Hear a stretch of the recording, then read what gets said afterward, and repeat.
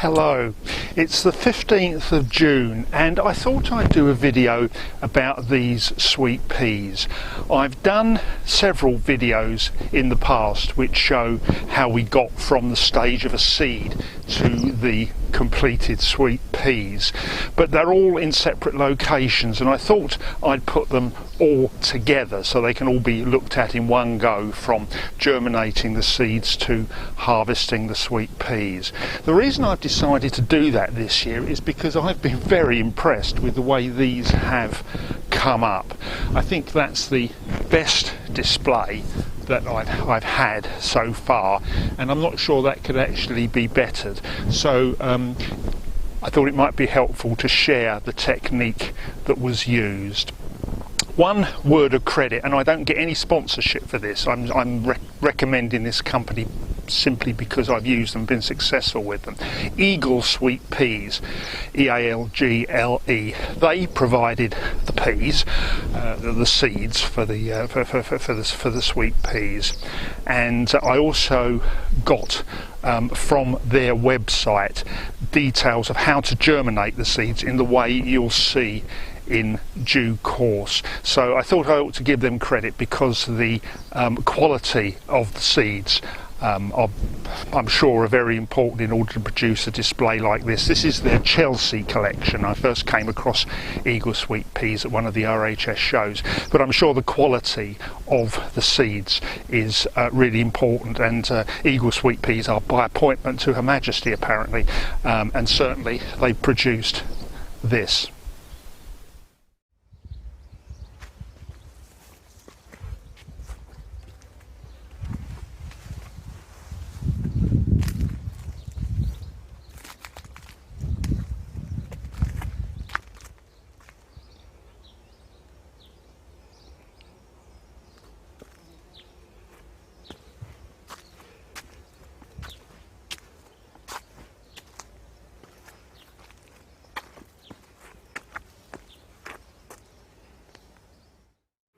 The first thing is to fill a pot. They fill modules, but I'll talk about that again in a minute.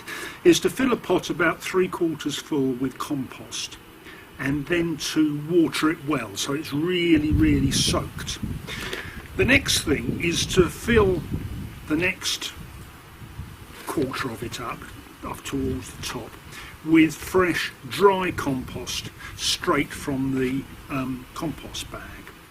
Then I'm going to make 4 holes in that compost, about 3/4 of an inch deep round the edges. We've got 1, 2, 3, 4, and then I'm going to put the seeds in, also from Eagle Sweet Peas. Drop 1 in each,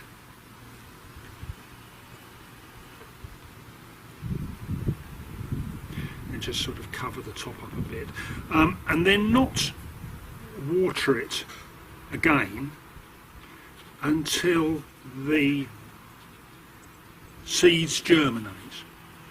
In the Eagle Sweet Peas video they also use modules, but I found although the germination was very good with the modules, as we were coming towards more the period the following year when they were to be planted, the ones that had been planted in pots were brilliant. The ones that were planted in modules were starting to look a bit tired. Now I don't know if that's a question of nutrients, I don't know whether it's a question of they're too hard to water in modules, they lose water too easily, but I've abandoned doing it in modules, and so I always do that in pots. The pots then go in a cold frame. You can cover them up with something just to avoid too much evaporation. These are 2 halves of a potato sack that you could use newspaper, and then I'll just leave them and check how they're getting on in about a week.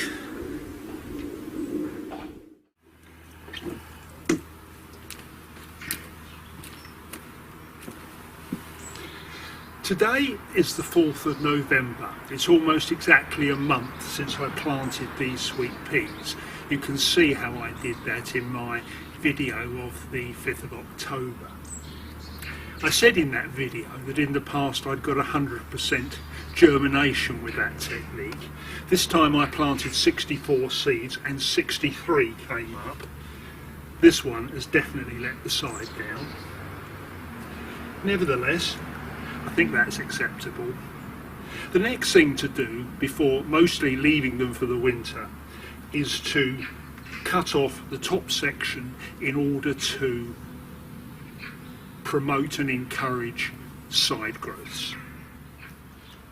When the plants reach this stage, the thing to do is to cut off this top section or two double leaves above the base. So you've got the plant, you've got two double leaves that are visible, and then take off the shoot at that point. Here there's double leaf, I'll cut that off there.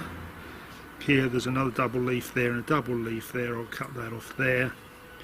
And here there's a double leaf and I'll cut that off there, and that should encourage side shooting. I put them back into the cold frame now and leave them until next year. I tend to have a look every week or two just to make sure all is well and to see they don't dry out. Plants that are grown like this can cope with -5 or -6 degrees C without doing any harm. Now the first thing I'm going to do, now I've taken them out of the cold frame, is to stand them in some water for a couple of hours so they soak up the water and the soil becomes really wet. The reason for that is partially to give them a drink, but also to make sure that as much of the soil as possible stays with the roots when they're transplanted into the ground. Okay, I've already cut some holes in the weed suppressant fabric. As I've said many times before, this weed suppressant fabric makes gardening so much easier. I'm hoping I'll be using exactly the same sheet for very many years after this. Now obviously the first thing I'm going to do is just dig out a bit of the soil. It's already had some organic fertiliser dug into it. I might just sprinkle a little bit of organic fertiliser into the bottom of the hole, give it a bit of a start. These peas have been well soaked. I've had them in water for a couple of hours just to make sure that the earth is wet, and so it'll all stay together when I take it out of the pot. It's a good root system. Come up round there. Hopefully they'll hardly notice being transplanted. I'm just going to thread some of these shoots through the netting, give it a bit of a start. I can tuck them in as I come past. I found there's really no need to tie them up. They find their own way of grabbing hold.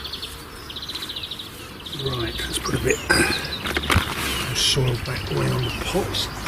Push it down well. Let's firm the soil around them. Hopefully off it'll go.